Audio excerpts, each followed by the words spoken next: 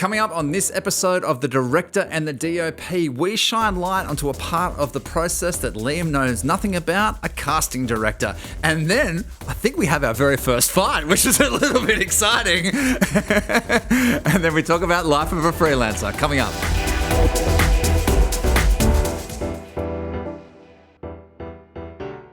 Hello and welcome to The Director and the D.O.P. It's episode 7. We are starting to crunch through the episodes now. I am Ethan McLean, commercial film director from Sydney, Australia. And with me, I have Liam Brennan. And this week, I prepped no bloody intros for you, so I don't have any jokes. No jokes? No jokes about your name. I mean, that's a joke in itself. I should.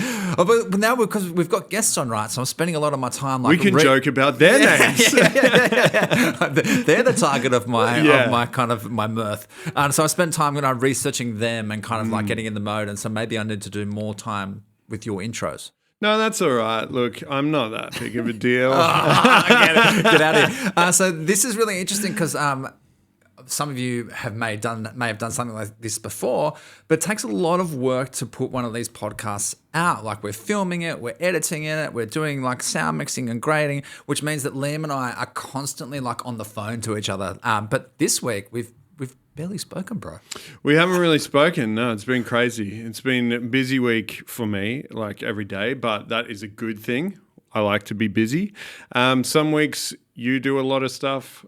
Some weeks I do a lot of stuff. We kind of share around, right? So, yeah, it's a lot of work, isn't it, to do this podcast, but it's good work. Yeah, you've been out shooting comedy. I've been writing treatments. I got my phone in front of me expecting a text to say I've lost the treatment coming through any second. Oh, come on. Let's stay positive. Jeez. Well, I'm just giving the audience what they want. Who knows? Maybe I will get it. We'll keep you updated. We'll keep you updated as we go. I feel terrible now. But as we promised, we do have another guest. Now, what's interesting about the guest that we've got coming up is we went a little bit different.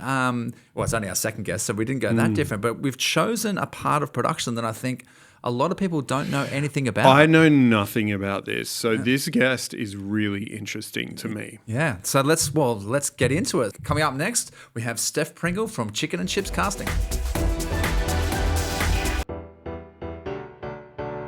Okay, welcome to The Breakdown. Again, we have another special guest, Steph Pringle. How are you? Hello. Welcome. Thank you for having me. Thanks for coming, Steph. Thanks. We're really excited because we've chosen a speciality that a lot of people don't know a lot about. Steph, you are a casting director and co-founder of Chicken and Chips. That's right, yes. So there's a couple of reasons that I was really excited to have you on at the podcast. The first one is you're very good at your job, and we've done quite a lot of projects together, which is really good. And also, I think a lot of people have no idea what a casting director does, or even have any understanding of what that entire process is like, which I think is going to be really great for our audience. Yep. But the other reason I wanted to have you on is you've actually been a little bit of an inspiration because you and Alison you do like great casting breakdown videos for actors or like podcasts and all this stuff to try and help people make their way in the industry, and I thought that was really great, and that somewhat inspired me to do this. So there you go. It's a little shout out to some of the stuff you're doing. Stop it! Because when I saw you guys were doing this, I was like, it's a great format for a podcast, especially for us, like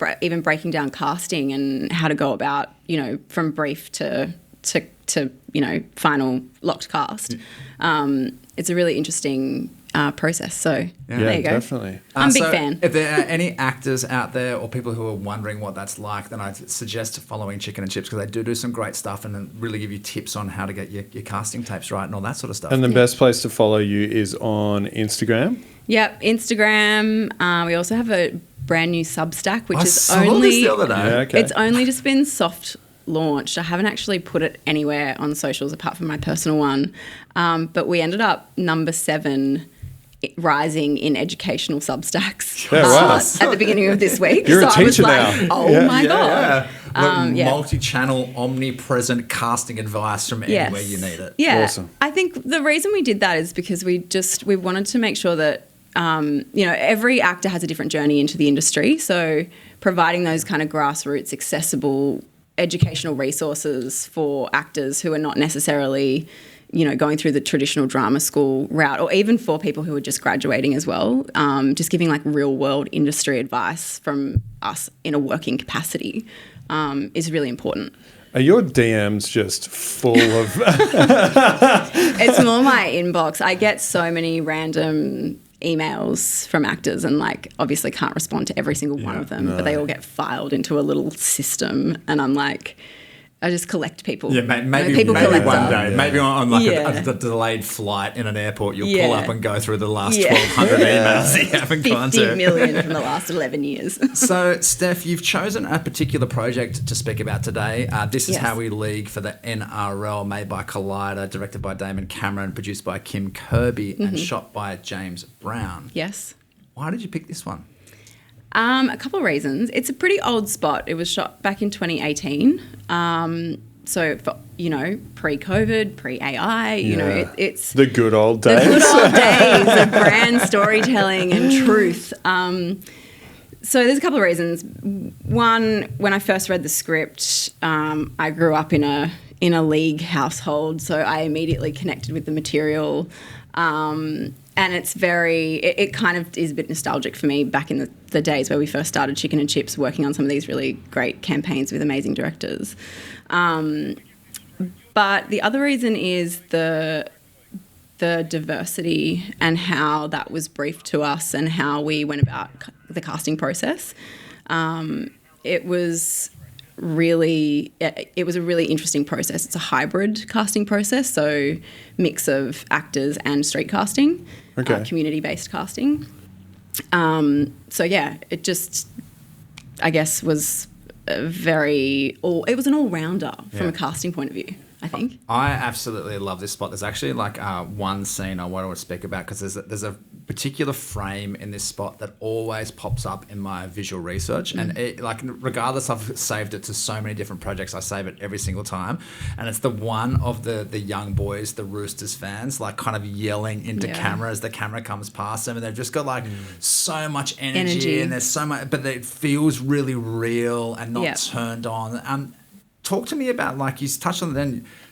There's so many different character vignettes in this. You've got the main character and the taxi driver, but then you're jumping around to all these teams and telling all these little vignettes. Like, how did you find these people? Yeah.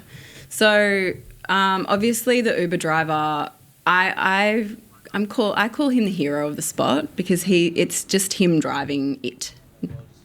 No pun intended. Pun intended. Driving the Uber and the narrative of the film. So that was both a street casting and a traditional casting process where we brief out to agents and they submit their thoughts. But that was really steeped in conscious casting approach, which is authenticity. So like the story lives within that person. And we know that NRL is not a monoculture, right? It's like made up of all these different communities, Pacific Islander communities, Western Sydney, Aboriginal Torres Strait Islander, regional groups. So we wanted to make sure that we were kind of hitting those authentic diversity points. And the way that this was briefed to us, and, still to this day, I don't think I've had a brief that is as articulate in casting diversity where it's not put across as like box ticking. And that is that he needed to be bilingual. So it immediately brings in that kind of, we're talking about someone who is from a diverse background, but without saying that exact thing. So if we drill into that actual character, what did the casting look like for that character then? Because it's a crucial character by the sounds of it. Look, the brief was very specific. It was briefed as an African and it was treated as an African. That was going to be one of my questions. Was it like a broad brief, but it was actually quite narrow? It was really specific, but we were able to kind of dip out of that because of the specificity of it. But I think from a casting director point of view, being specific as a director when you brief is really important, but then being flexible around that is also a good thing. So while we had this idea of, having a young African actor who, was also had that warmth and charisma and was, came across as smart and cheeky, we also dipped outside of that into other cultural groups as well to give, And so where are you actually, where were you looking for, like physically looking? Because you're saying street casting. Yeah. Are you actually just going on the street and being like, oi, come here. So you want to be in a movie? Yeah. I mean, back It's about then 40. back then we were doing still a little bit of the hybrid on the ground casting and what we call social casting now, which is like community based on social media, where we put out a campaign on Meta and say, you know, this is who we're looking for, apply to this casting call. It's a real shame. People now don't like being approached on the street. The attitudes have changed, and I think people are a bit skeptical about randoms coming up to them. And, you know, back in the day it used to be someone out there at Newtown Station with a DSLR being like, hey, can I take your photo? We're doing this casting, fill in this form. It's kind of people were kind of open to it. We put our entire lives on the internet, but now if someone else asks us, it's like we go, no. Yeah. There's all those stories of like, you know, Scott Cam was found in a pub. Like that's the story. Yeah. And we still collect people.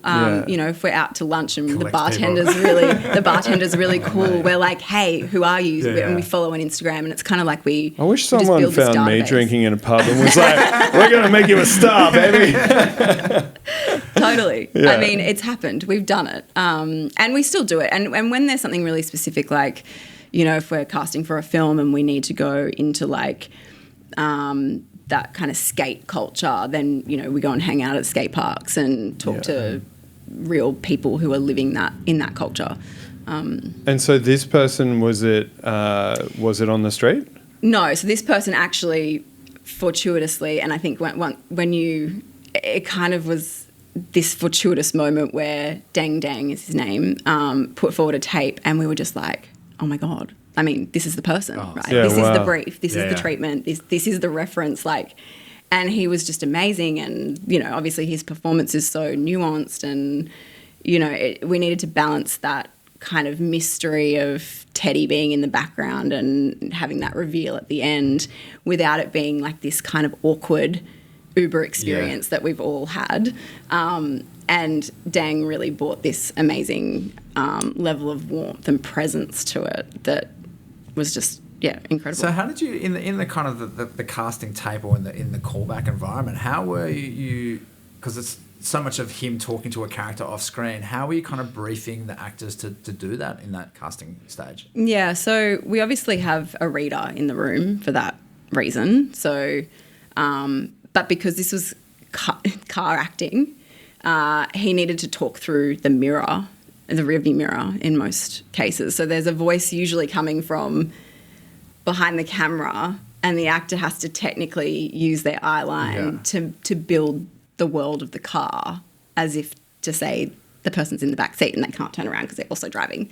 Yeah. So there's a bit of technical stuff, and not everyone can get the eyelines right to build the truth of the world. But you know, it took a little bit of workshopping, but I don't know, just actors are quite amazing. I suppose I should just give it a little bit of context. This may help Liam what it's kind of like from a director's side is you put out the brief and then basically... Then you get paid and then you're like, I'm done. I don't give a fuck what happens now. But these days, basically, you get like a short list of self-tapes and videos. So you're going through and watching, you know, sometimes like 50 people for a role, and then you're kind of whittling that down to a list. But you're basically just watching these little videos, and those little moments of the videos are so crucial in who you shortlist. Because that was going to be my question with this. Like, do you remember... Like, had you watched a lot of self-tapes before you got to Dang Dang's one, and then it was like a light bulb moment? Or were there a few that you were like, oh, that's pretty good, and then you find it and you're just like, this is it? So usually, so it's benchmarking, right? So usually you'll hit one, and it might be it could be the first one, and that's happened before. And then it's really hard to top that feeling. And it's a gut feeling, right? It's just like it's a thing where you're like, oh no, this person is 100% right for the role. You know, and even if it's not exactly the brief, I can figure out a way to kind of sell it in to be like, this is the person for the role. And so as someone who's not privy to this at all, you're basically doing a short list and then taking them to the director. So yeah, we try and make it an efficient process for the director. So for that job, we saw 200 people. I think we put forward there were 150 tapes, and that was for all the roles. So the lead and all those straight cast little vignette kind of fans, and that's a lot of work. Yeah, and we write notes and we make recommendations and we put forward these kind of ensembles, and so it's not just here's all these tapes, good luck. Yeah. It's and sometimes I find it really hard. Like I'll have a top 5 and then I'll be like, but I really had like a top 20. I'll have one that's usually the one that's like like dang, obviously nailed it. But then I like to put forward other options for, That just sounds taste. like how long is that process then? Is that weeks Not and as long weeks as and I weeks? want. Yeah, never, right? Yeah. Time and money. Yeah. The two enemies of the creative. Yeah.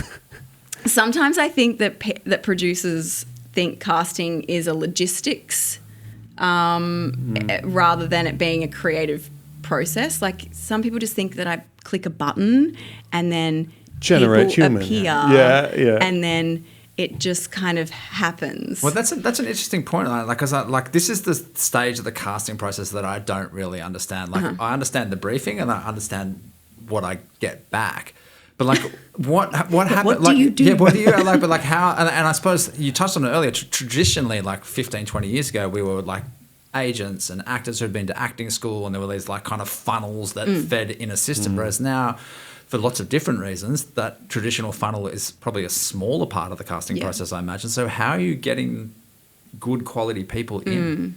Yeah, so it's still very much an agent driven process for most briefs.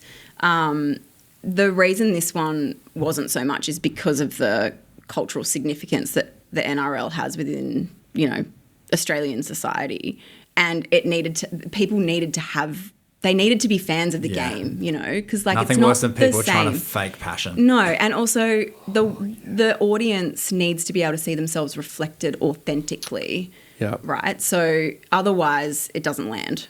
There's no feeling. There's no emotion. There's no connection to it. It's like you miss the mark. The audience can smell bullshit Fully. in these sorts of things. Yeah. Yeah. Totally. So that's why this one in particular is, and sporting ads in particular are an interesting case study, because you do need to have, even if they are actors, and a lot of these people were actors, but they're fans of the game and they have a team and they had to come in their jersey and they had to talk about the team and how passionate they are and what games they've been, like they had to provide some evidence that they fit in the world. Yeah. And that's what we're building when we're building an ensemble, is we're building, we're putting them in a world and we're trying to build that. And yeah. How often, and potentially using this project as a case, how often are you checking in after you've had the selection? Like in this case, are you just fully stepping back and going, cool, there you go, you've chosen your top actors, maybe I'll watch the spot when it comes out? Are there any situations that you're involved in the process after that, or once the leads are chosen, you're like, cool, good luck? In terms of when the actors get shortlisted and we like put them on hold? No, so we've got the shortlisting process, and then once they're chosen, and then like you're like good luck with the project and fully stepping back. Yeah, we kind of step back at that point. And then are you like watching the final ad and going, oh, that's not this specific one, but sometimes like going, oh, we cast them because they did this thing and you've actually got them doing this thing. Yes, but I mean, as you guys know, it's not always the actor's fault or the director's fault. It's somebody else along the way that makes a few I have no idea what you're talking about. Who would that person be? You've touched on, this has happened to me a few times in the last couple of years, where I've made my recommendations on who I want to cast, and I've chosen them for performance reasons and naturalistic reasons, but then some clients send a headshot and go, no, we want a blonde. I'm like, well, I've chosen actors. You're just putting someone forward who's a model, and then we get on set and they're like, why can't they do this? And I go, because you chose someone who is not as strong as an actor. And it's really frustrating. That's frustrating for me when I take it to client, but is it frustrating for you when the director doesn't take your recommendation? You can say yes. Well, of course, yes. Yeah. But I want to say I haven't had too much of that in my experience with commercials. I've had it a little bit in in film and more long form narrative. But I haven't so much experienced it in the TVC. It's probably a credit to how good you are at what you do. Hope so. Yeah, really. And I just think as a director and a casting director, if you've worked together and you've built rapport and you kind of understand each other's taste, there's a mutual understanding that we get it. Yeah. And if we don't get it, then there's feedback, and it's not taken personally. It's kind of just like, oh yeah, okay, I didn't think about that. Always ask for the casting director's input, like which one are you leaning towards? Yeah. Who, like what, like maybe not like a specific one, but I always want like input, because I haven't like seen all the tapes. Often in the old days when you're actually in the room, like what are they like? So it's a really important part for my process to ask the casting director and say, hey, like what are you thinking here? And like sometimes they might recommend A and I think it's C, but like it's really a huge part of the process for me. Yeah, I mean, it is important, and I think a lot of directors don't utilise the casting director in that way. Like we get, we're not just casting one ad in silo. We're casting like film, short film, web series, other commercials are running concurrently or simultaneously. It's like this whole thing of like, well, we know actors across all formats. We've been auditioning them for years. We've known some of them since they were 5, so we've seen their trajectory. We know what they're like in the room. We know how they respond to direction. We know who they are and what authentic story they can bring. So really you're just able to save people so much time then, because you can go, well, I remember this person from 5 years ago, and this is the spot that they are right for, 100%. Instead of like, I know like a Star Now or something that people go like, oh, we've got like, they go through a Star Now or something and they're just trawling through all this stuff. It's like you can already be there and know what the right thing is, person is before it's, Well, you've touched on something else really interesting is like as a director, I don't get to watch other people direct.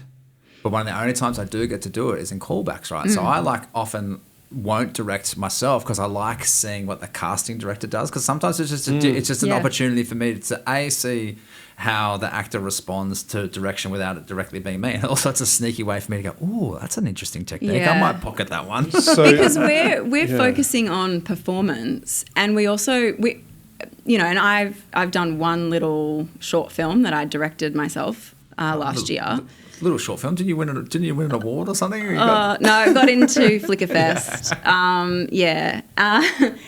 But so I kind of understand it now from the holistic aspect of making a film. But when we're directing in the studio, or even providing direction for self tapes and stuff, we're focusing on the performance, and we know how to communicate with actors. We know individually even how to communicate with specific actors, what they respond to. If they're not responding to something, how to adjust in a way that they're going to kind of respond to positively rather than them getting in their own head. Again, I don't think directors utilise the callback process enough, and like our knowledge of individual actors. A lot of these times, budget reasons, etc., callbacks don't happen. Totally. And it's really because I actually find it's a really useful opportunity for me, even in the callback process, to start to just have a mild experimentation with the preferred actor. Be like, okay, what about try this? So then when we get on set, I'm like, remember in the casting, in the callbacks, we explored this, and like I really enjoy that part of the process. But unfortunately, it seems to be disappearing more and more and more. Can you explain the callback process, like what that actually means?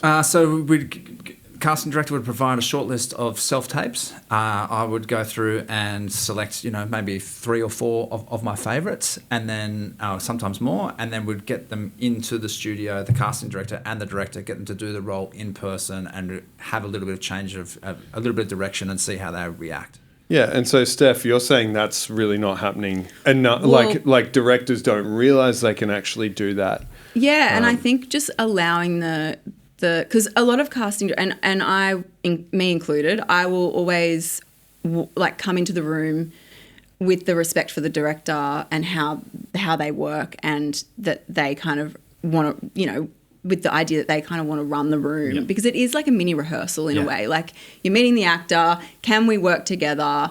is the personality right? Because that's a part of it too. Oh, massively. This is why I always watch the little intro Yes. videos, because I just want a sense of what someone's like Yeah. when the So, camera's so the rolling. actor will do an intro Do an video. intro. Yeah. Yeah. They'll just be like, hey, my name's Ethan. Thank you for watching my tape, blah, blah, blah. Like, it's just that sort of stuff. But you just get that sense of, like, what they're going to be like when they're out of the performance role. And, like, I know it's like a long can you really biopic. trust it? Because they're acting. No, They're actors. No, but you can get a sense of... I'm joking. I'm joking. Jeez, chill out, guys. No, it's not that. That's the only joke I've ever made that didn't land. What the fuck? Your dad's going to be so disappointed. But you just get a sense of what they're like, because to Steph's point, more than half, like there's the moment that happens on the camera, but you've got to be able to work with the actor when giving direction, like how they're going to be around. It's like they're building something together. It's such an important part of the process. Yeah. Yeah. It's not that callbacks aren't happening as often. I think now they're actually happening more because the first round is self-tape usually. There's not a lot of times where we get the budget to be in the studio from round one. So yeah, they are happening. It's just on a reduced scale. Yeah. Okay, well, I think we're going to move into our wrap-ups phase. So, we've probably got one more question there, Liam, and then I'm going to ask, I'll give you the prep times. We're going to ask you, what do you wish the rest of the production people knew about the role of the casting director? What's the dark arts that you wish that we knew? And then on the flip side, you can ask us a question. Probably more so, what do you wish, you asked it even better last time, it's what do you wish they understood about it? Not so much knew, understood about your role. Yeah. Is that your question now? Yes. Go? Okay. Sorry, do you want a different question? No. No, that's great. Did that question suck? No, it's landing. It's good. No, I going back to a point I made earlier about casting being like a logistics thing versus being an actual art. I think I would like people to know that. It's not just a database scrape. It's not just like, who can we rehash that is the easiest choice? It's really like a research. We're asking, who is telling the story? Who are we going to find to fit in the world that connects with the brand, that will connect with the audience? Because every person in each frame is a deliberate choice. It's a reflection of who the brand is trying to talk to, right? So it's not just a quick, let's do a 20 to 25 scrape of the database and just shove everyone in there and hope that this is going to work. Yeah. It's taste, culture, 100%. demographics. And going back to my part before, I in my workflow, I really need that. I want to watch the kind of the recommended people and get a sense of how it's all going to work together. I find it crazy just to be handed a bunch of names and not have that kind of thought go through. Yeah. I have a question which has been coming up a few times from people who are texting in. They're not fucking into your texting. hotline. Is there a hotline? Can we call? Our next caller. But some people listen to this podcast and watch it who don't have the experience that we all have in the industry. So something that keeps coming up is people who are leveling up and they want to understand how to work with someone like you. So what is the process of a director who's never worked with a casting director before, or a production company who has never worked with a casting director before, but wants to level up? Yeah. So, it's the pitch, right? You've got to pitch and say, hey, we've got this emerging, or the producer would do this usually. Sometimes I make connections with directors on Instagram or whatever, and we kind of follow each other, and then suddenly the producer will get in touch and be like, hey, this director's really wanted to work with you. We don't have much budget, but we think that it's aligned, and would you look at it? Which I've just had one recently like that, and it's a director or it's a duo that I've really wanted to work with for a while, and they just kind of hit all the notes that kind of tug at me when I'm looking at a brief. So there's the pitch and how to do that, and then I think it's just it's working out. I'm going to say this again, taste again, because you have to be aligned on what your taste is as a director versus what the casting director understands your work to be and your tone. And ours is obviously kind of broad, but also, I don't know, it's not.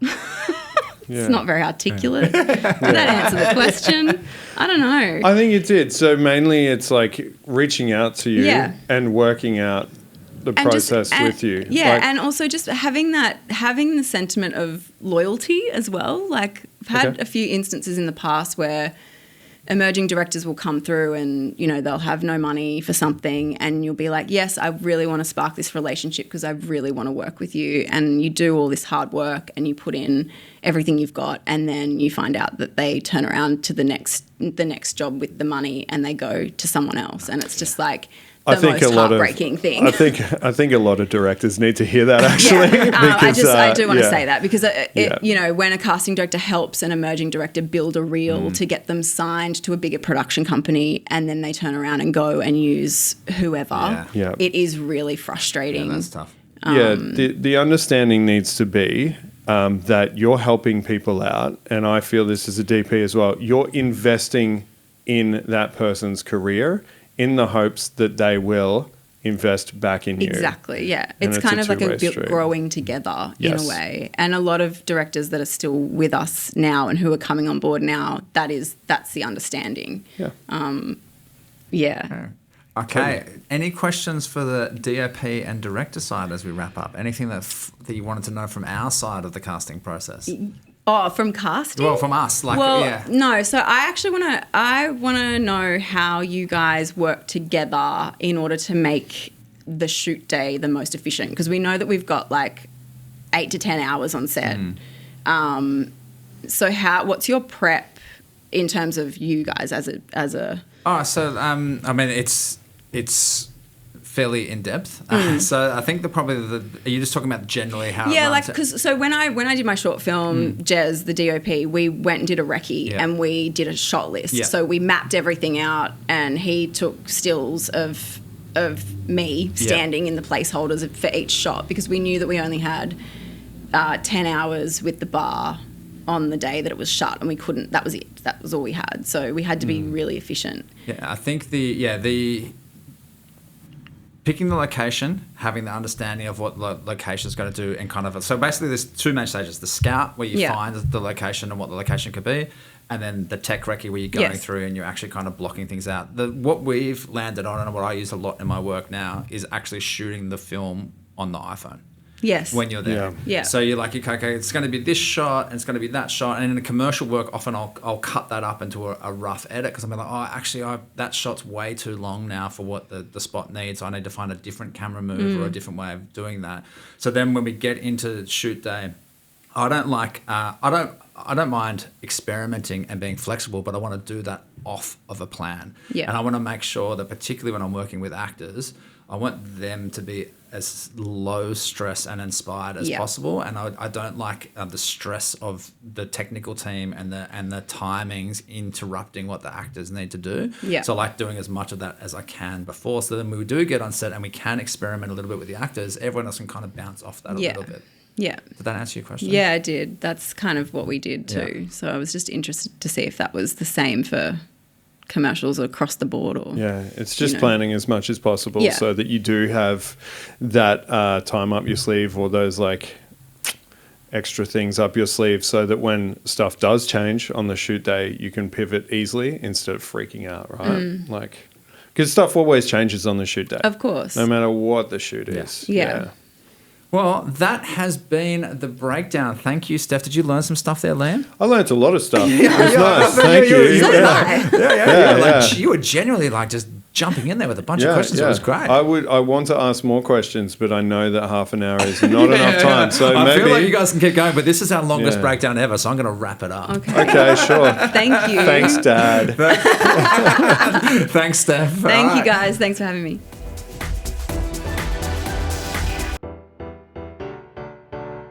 Okay, welcome to Life of a Freelancer. And today we're going to talk about crewing up and how we kind of pick our crews, how we kind of put certain people on certain jobs. Liam, you obviously pick your camera team and your lighting team for projects. I kind of picked a variety of roles, but especially DOP. So I have a kind of a core group of DOPs that I use, a lot of which you are definitely one. But sometimes I like kind of stepping outside that core and getting some fresh energy into it. Is that how you approach it as well? So with me, I have consistent crew that I work with. If people reach out to me, obviously I put them on a list, and that list is in order of who's reached out to me. And I always reply to people who have reached out to me. Right. But I have my crews who I've been working with for a long time, who have gone through a lot of things with me and who have basically helped me get to where I am today. And it's important for me to continue using those people. What you said about using different DPs or using like whoever feels to you, I think that's fucking bullshit. And I'm saying that obviously as me, as someone who has, worked with you a lot. But I also think it's like directors sometimes don't realize this. Crews are working with you when you're coming up because they're investing in you, and they believe in you, they really do, and they're investing in where they believe that you can get to, and they're working so much harder than they would on paid jobs sometimes to try and make you get to where you need to go. So you actually owe it to them. Like, that is the truth. You do. You do. And, it's all well and good to be like, I feel like using this other person now, or as your star rises as a director, bigger DPs or DPs who have worked on bigger stuff, all of a sudden see you working on bigger stuff and they're like, oh, fuck, I might reach out to this person. And it makes you feel good as a director because you're like, this huge name DP is reaching out to me. They say they really like my work. It's like, no, they want your work. They like their work. They might see things in your DP's work that they enjoy, but they want to work with you and want to fucking make money off you. So have you got in your tiers of, are you rotating jobs between your top 2 or 3 gaffers or your top 2 or 3 camera assists, or do you always have crew a first are busy, man. Yeah. Crew get busy. Yeah. So I need three gaffers, 3 camera assistants always. And it's depending on who's available for the job and who is, obviously right for the job. You would be the same with DPs. It's like, I know the DPs that you work with, I'm different to them. They're different to me. Yeah. I mean, that makes sense. As we've spoken about before, I think there's obviously different types of projects for me need slightly different visual styles, and also as we spoke about before, that kind of that EQ element as well. So I am taking that decision making process on board when I do kind of look at it. But I am going to say I do like having fresh energy and fresh creative relationships. Yeah, I think it's fucking bullshit, man. It's bullshit. That's the equivalent of being married to someone, like a wife or a husband, and being like, oh, this is kind of boring. I'm going to go try and fuck someone else. And it's like, sweet, man, go fuck him, and it's going to suck. There's nothing better than fucking the same person again. You know what they like. So just think about that next time. Keep fucking me, man. Well, we're really getting I'm not sure your dad's going to approve of this segment. My dad listens to this podcast. I'm sorry, Dad, but that's the way I talk around my friends.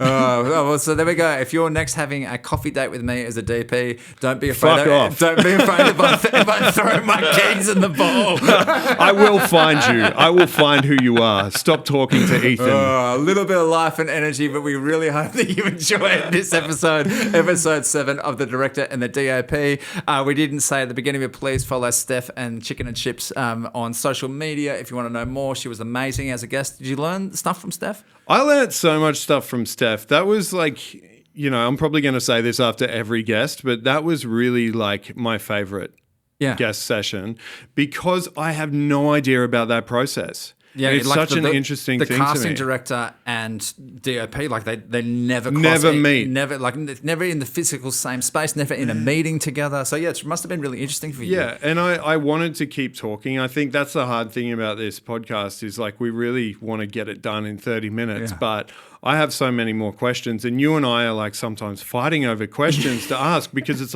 we're trying to get it in. It's no, I want to ask the question. I want to ask a question. So I really want to talk to Steph again. Yeah, it's really good. Well, I think we're doing what we wanted to do, which is kind of educating different parts of production on what the specialist role is. And what we really want people to do as well is reach out to us on Instagram and actually ask some questions that, some people have been doing this, asking how we work, people who are looking to level up or don't understand what different crew members do, it's a safe space for them to ask the question and us to be the person who actually asks it. You know, so don't feel like you're stupid in asking any of these questions, because I knew nothing about a casting director. So yeah, definitely. And if you have any recommendations of any specialities we should be getting on as guests, we've got a couple of EPs, we've got sound, we've got gaffers in the pipeline, colorists. So yeah, but if there's any in particular that you'd like us to know, entertainment lawyers, I don't know, like let's see what they are. Oh, dude, that's actually a good one.